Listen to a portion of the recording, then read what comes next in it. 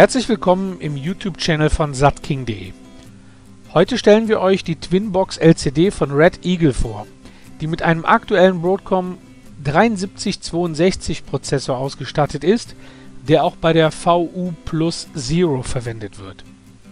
Die Vorteile dieser Box gegenüber der Zero sind das Front-LCD-Display, ein zweiter Tuner-Steckplatz auf der Rückseite und der 512 MB große Flash-Speicher gegenüber 256 MB bei der VU Plus Zero. Im Auslieferungszustand ist schon das beliebte 5.0 OpenRTV Image vorinstalliert.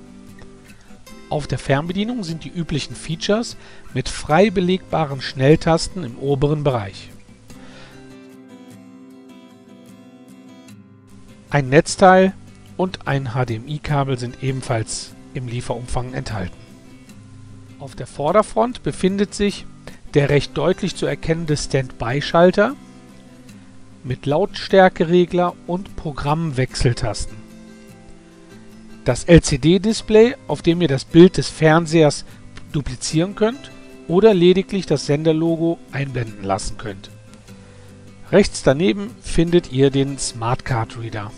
Seitlich ist ein USB-Steckplatz zum Anschluss einer externen Festplatte oder eines USB-Sticks. Auf der Rückseite sind folgende Anschlüsse: ein unbelegter Plug-and-Play-Tuner-Steckplatz, der wahlweise mit einem SAT- oder Kabeltuner belegt werden kann. Der fest eingebaute SAT-Tuner, Video- und Audio-Cinch-Eingänge, optischen Audioausgang, HDMI-Ausgang, die LAN-Buchse zum Anschluss an das Internet sowie das Netzteilanschluss und den An- und Ausknopf. Unser Fazit: Die Red Eagle Box hat ein tolles Preis-Leistungs-Verhältnis im Vergleich zu anderen Boxen.